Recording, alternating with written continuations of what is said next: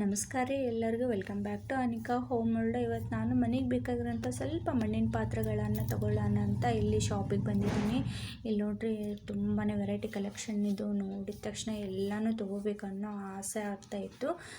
ಆದರೆ ರೇಟ್ ಮಾತ್ರ ತುಂಬಾ ಹೇಳ್ತಾಯಿದ್ರು.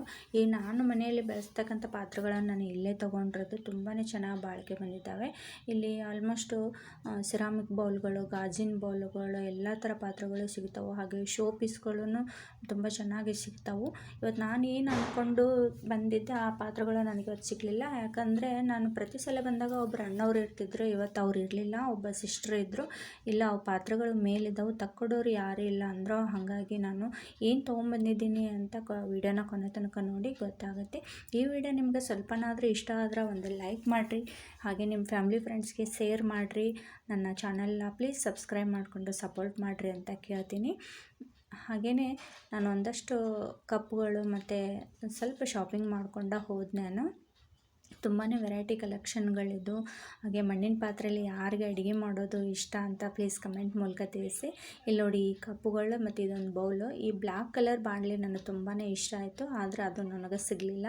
ಅದೇ ಥರ ಪಾತ್ರೆನ ಕೊಡ್ರಿ ಅಂದೆ. ಅದು ಮೇಲಿದಾವೆ ಅಂತ ಹೇಳಿದ್ರು ಅವರು. ಅದನ್ನು ತೊಗೋತಿದ್ದೆ, ಆದರೆ ಅದ್ರೊಳಗೆ ಸ್ವಲ್ಪ ಬಿರುಸಾಗಿತ್ತು. ಹಾಗಾಗಿ ಅದನ್ನ ಬಿಟ್ಟು ಬಂದೆ.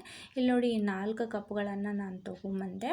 ಹಾಗೆ ಅದ್ರ ಕೆಳಗಿರುವಂಥ ಈ ಬಿದಿರಿನ ಪ್ಲೇಟು ನಾನು ಅಂಗಡಿಗೆ ಹೋಗುವಾಗ ರಸ್ತೆಯಲ್ಲಿ ಮಾರ್ತಾಯಿದ್ರು ಒಬ್ಬ ಅಜ್ಜ. ಅವ್ರ ಕಡೆ ನಾನು ತೊಗೊಂಡೆ. ತುಂಬಾ ಚೆನ್ನಾಗಿತ್ತು. ಬಿಸಿ ಬಿಸಿ ರೊಟ್ಟಿ, ಚಪಾತಿ ಇಂಥ ಹೋಳಿಗೆ ಎಲ್ಲ ತೆಗೆಯೋದಕ್ಕೆ ಚೆನ್ನಾಗಿರುತ್ತೆ ಅಂತ ತೊಗೊಂಡೆ.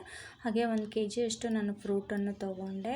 ಸೀತಾಫಲ ಫ್ರೂಟು ಮತ್ತು ಹನಿನೂ ಖಾಲಿಯಾಗಿತ್ತು. ಹಾಗಾಗಿ ನಾನು ಒಂದು ಅರ್ಧ kg ಅಷ್ಟು ಹನಿ ಬಾಟಲ್ಗಳು ತೊಗೊಂಡೆ, ಲಯನ್ ಹನಿ. ಹಾಗೆ ಒಂದು ವೆಜಿಟೇಬಲ್ ಕಟರ್ ಮಾರ್ತಾಯಿದ್ರು ಅಲ್ಲಿ.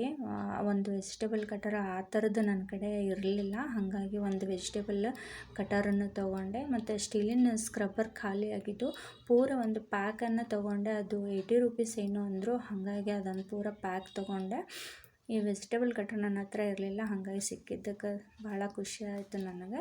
ಇವತ್ತಿಂದ ಇಷ್ಟು ಶಾಪಿಂಗ್ ಎಲ್ಲರಿಗೂ ಇಷ್ಟ ಆಯಿತು ಅಂತ ತಿಳ್ಕೊಂಡು, ಇಷ್ಟ ಆಯ್ತಂದ್ರೆ ಎಲ್ಲರೂ ಪ್ಲೀಸ್ ಒಂದು ಲೈಕ್ ಮಾಡಿರಿ. ಮತ್ತೆ ಮುಂದಿನ ವಿಡಿಯೋದಾಗ ಸಿಗ್ತೀನಿ. ಎಲ್ಲರಿಗೂ ನಮಸ್ಕಾರ.